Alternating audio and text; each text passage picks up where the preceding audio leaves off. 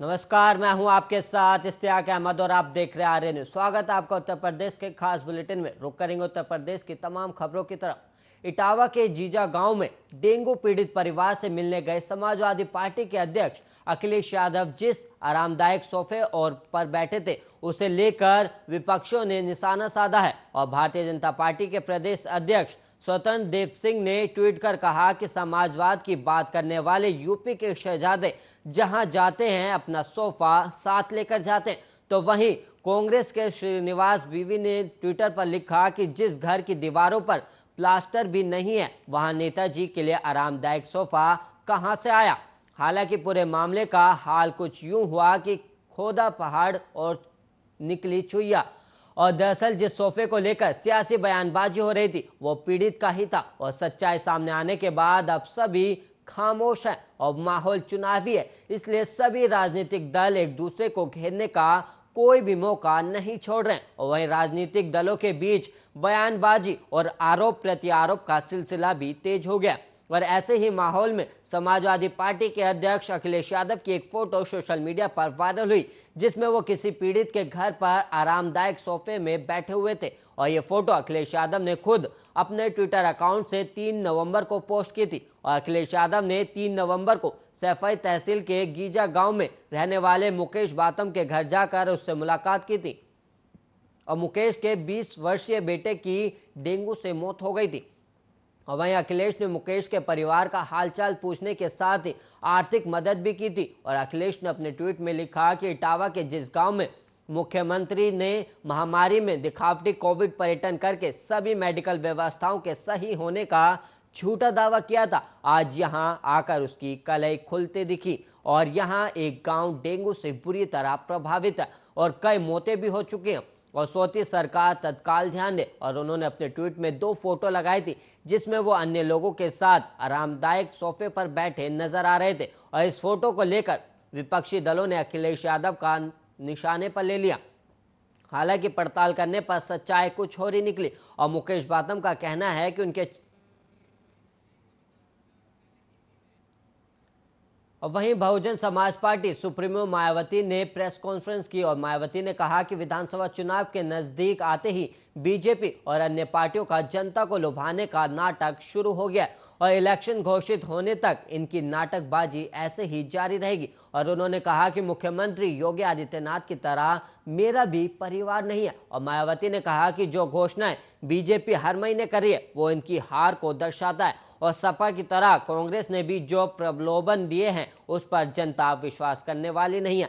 अगर लंबे समय तक सत्ता में रहने वाली पार्टी आधे वादे भी पूरे करती तो ये देश के ज्यादातर राज्यों से सत्ता से बाहर ना होते। और बीएसपी की मुखिया मायावती ने कहा कि बीजेपी ने जो थोड़ी राहत पेट्रोल डीजल पर दी है वो चुनाव के बाद वसूल लेगी और जो मुफ्त अनाज देने की घोषणा है वो भी चुनाव के बाद बंद हो जाएगी। और बीजेपी सपा मिलकर जिन्ना और अयोध्या फायरिंग के गड़े मुर्दे उखाड़ रही है जो इनकी अंदर अंदर 7 गांठ को उजागर करती है। और सपा और बीजेपी की राजनीति हमेशा एक दूसरे की पोषक है।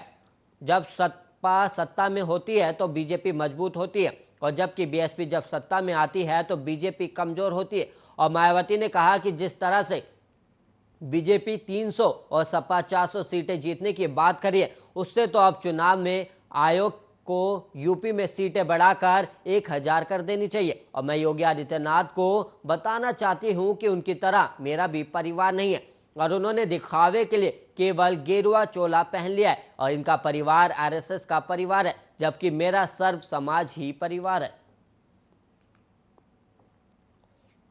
और वहीं बीजेपी की सहयोगी निषाद पार्टी के अध्यक्ष डॉक्टर संजय निषाद ने भगवान राम को लेकर विवादित बयान दिया था और इस पर अब संजय निषाद ने माफी भी मांगी है। और संजय निषाद ने कहा कि भगवान राम हमारे लिए पूजनीय और प्रभु राम के मंदिर बनाने के लिए हमारे समाज ने बहुत मेहनत की है और विपक्ष हमारे बयान को तोड़ मरोड़ कर पेश कर रहा है। और संजय निषाद ने कहा था कि भगवान राम अयोध्या के राजा दशरथ के बेटे नहीं थे बल्कि वो पुत्रेष्टि यज्ञ कराने वाले श्रृंगी ऋषि के बेटे थे।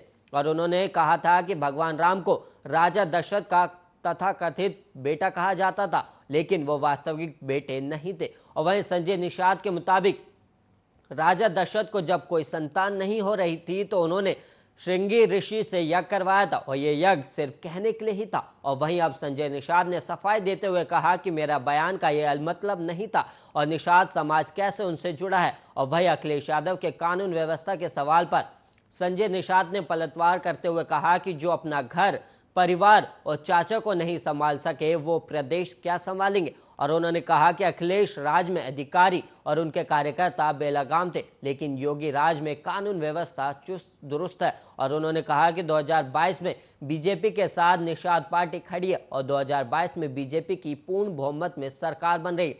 और वहीं ओबीसी वर्ग की नाराजगी पर उन्होंने कहा कि ओबीसी वर्ग के लोग उनके साथ खड़े हैं।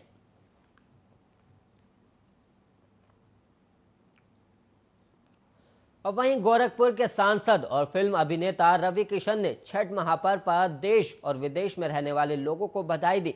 और इस दौरान उन्होंने अखिलेश यादव के बयान को आड़े हाथों लेते हुए कहा कि गोरखपुर में मेट्रो भी चलेगी और फरारी गाड़ियां भी दौड़ेंगी। और उन्होंने कहा कि बीजेपी 350 सीट के साथ चुनाव जीतकर फिर से यूपी में सरकार बनाने जा रही है।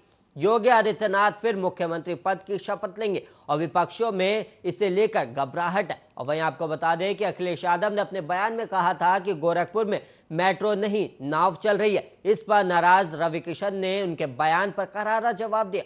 गोरखपुर पहुंचे सांसद रवि किशन ने सबसे पहले राजघाट के गोरक्षनाथ घाट पर पहुंचकर तैयारियों का जायजा लिया। और उन्होंने इस दौरान कहा कि वो सभी देश और विदेश में छठ के महापर्व पर सभी को बधाई देते हैं। और मंगलवार को उन्होंने राप्ती तट पर स्थित राजघाट, गोरक्षनाथ घाट, रामघाट, हनुमानगढ़ी के साथ ही सूर्यकुंड धाम, मानसरोवर मंदिर कर गोरखनाथ मंदिर के भीम सरोवर पहुंचकर तैयारियों को परखा था।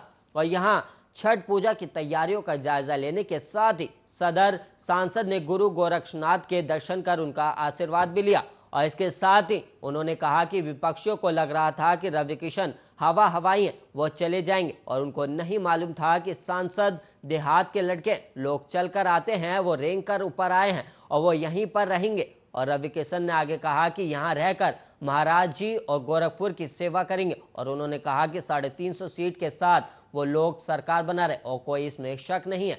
और रवि किशन ने कहा, मैं आपके समय में माफिया लोग प्रदेश चलाते थे और जहां पूज्य योगी महाराज जी चलाते हैं और गुरु गोरखनाथ की कृपा है कि हम लोगों पर और हम लोग ध्यान देते हैं। और अखिलेश को चेताते हुए उन्होंने कहा कि यहाँ पर नाव नहीं चलेगी, आपकी आंखों के सामने सरकार बनेगी और महाराज जी शपथ लेंगे, क्योंकि मैं योगी आदित्यनाथ शपथ लेता हूँ मुख्यमंत्री की। और यहाँ मेट्रो और फरारी गाड़ियां चलेंगी। शूटिंग शुरू हुई है और स्टूडियो में बनेगा और लोगों को रोजगार भी मिलेगा और हमारे बच्चे पलायन नहीं करेंगे।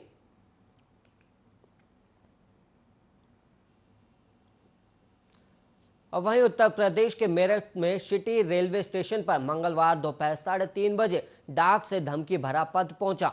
और इस पत्र में मेरठ सहित कई जिलों में रेलवे स्टेशनों को 26 नवंबर को और 6 दिसंबर को धार्मिक स्थलों को बम से उड़ाने की धमकी दी गई है। और वहीं इसको लेकर जीआरपी ने रेलवे स्टेशन पर चेकिंग कराई है। और मेरठ सिटी रेलवे स्टेशन अधीक्षक के नाम से भेजे गए इस पत्र में लिखा है कि मैं अपने जिहादियों की मौत का बदला जरूर लूंगा और खुदा मुझे माफ कर देना और हम हिंदुस्तान को तबाह कर देंगे। 26 नवंबर को गाजियाबाद, हापुड़, मेरठ, मुजफ्फरनगर, अलीगढ़, खुर्जा, कानपुर, लखनऊ, शाहजहांपुर सहित कई रेलवे स्टेशनों को बम से उड़ा देंगे। और वहीं 6 दिसंबर को अयोध्या के हनुमानगढ़ी, राम जन्मभूमि, इलाहाबाद, गाजियाबाद, मेरठ, मुजफ्फरनगर और सहारनपुर समेत यूपी के कई मंदिरों को बम से उड़ा देंगे। हालांकि इससे पहले 3 धमकी भरी चिट्ठी रेलवे स्टेशन पर आई है और इस पत्र को पढ़ने के बाद स्टेशन अधीक्षक आरपी सिंह ने जीआरपी थाने में एफआईआर दर्ज कराई। और इसके बाद जीआरपी और आरपीएफ ने बम डिस्पोजल की टीम को लेकर रेलवे स्टेशन पर चेकिंग अभियान चलाया और बताया कि मंगलवार दोपहर में डीआरएम डीमी गर्ग ने रेलवे स्टेशन का निरीक्षण भी किया था। और वहीं जीआरपी प्रभारी विजयकांत सत्यार्थी ने बताया कि संवेदनशील मामले को देखते हुए शाम को सभी ट्रेनों में चेकिंग कराई गई और वहीं प्लेटफॉर्म पर मेटल डिटेक्टर की मदद से यात्रियों के सामान की चेकिंग भी की गई थी।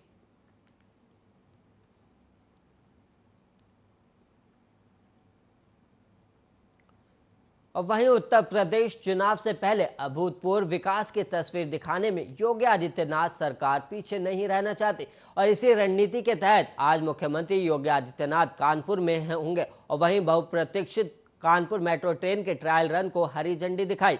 यानी कानपुर वासियों को जल्द ही मेट्रो की सौगात मिल जाएगी और कानपुर मेट्रो और एक्सप्रेसवे की तस्वीर दिखाकर यूपी सरकार जनता को बताना चाह रही है कि सरकार ने विकास के लिए बहुत काम किया है। और अपने कानपुर दौरे के तहत मुख्यमंत्री योगी आदित्यनाथ आज सुबह चंद्रशेखर आजाद कृषि विश्वविद्यालय में बने हेलीपैड पर उतरे और इसके बाद वो सीधे गुरुदेव पैलेस चौराहे के पास बने मेट्रो डिपो पर पहुंचे और जहां पर आयोजित कार्यक्रम में वो भाग लिया और मेट्रो डिपो में सभा को संबोधित करने के बाद 3 कोच वाली मेट्रो के ट्रायल रन को मुख्यमंत्री हरी झंडी दिखाया और इसके बाद आरडीएसओ नागरिक सुविधा के लिए अगले 6 हफ्ते तक कानपुर मेट्रो की तैयारियों को परखेगी और कानपुर में मेट्रो के पहले फेज में 9 किलोमीटर के इलाके में मेट्रो को चलाया जाएगा और मेट्रो के प्राथमिकता वाले इस कॉरिडोर में आईआईटी से लेकर मोती झील तक का सफर किया जा सकेगा और आधुनिक तकनीक के माध्यम से रिकॉर्ड टाइम में महज 2 साल में कानपुर मेट्रो का शुरू किया जा रहा है। और यह माना जा रहा है कि ट्रायल रन के बाद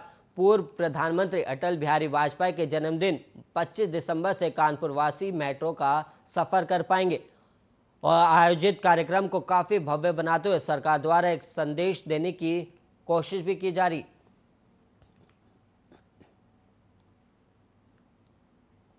और वहीं ताज नगरी आगरा को अगर गैस चैम्बर कहा जाए तो गलत नहीं होगा। दिवाली के बाद से ही आगरा में धूल धुएं की मोटी चादर ने अपने आगोश में ले रखा है और आगरा में एयर क्वालिटी इंडेक्स 480 के पार पहुंच चुका है और प्रदूषण के खतरनाक स्तर के पहुंचने के बाद आगरा की आबो हवा बहुत खराब हो गई है। ऐसे में जिनको सांस संबंधी बीमारी है, जैसे में बुजुर्ग और बच्चे, और वो ज्यादा से ज्यादा घर पर ही रहे और ये बढ़े हुए प्रदूषण से सबसे ज्यादा प्रभावित नजर आ रहे। और हाल ये है कि कई किलोमीटर दूर से साफ नजर आने वाला ताजमहल कुछ 100 मीटर की दूरी से भी आंखों से ओझल हो रहा है और सुबह और शाम प्रदूषण की चादर और ज्यादा मोटी नजर आती है और मानो ऐसा लगता है जैसे कोहरे में शहर समाया हुआ है। लेकिन वहां का AQI लेवल 480 के पार है।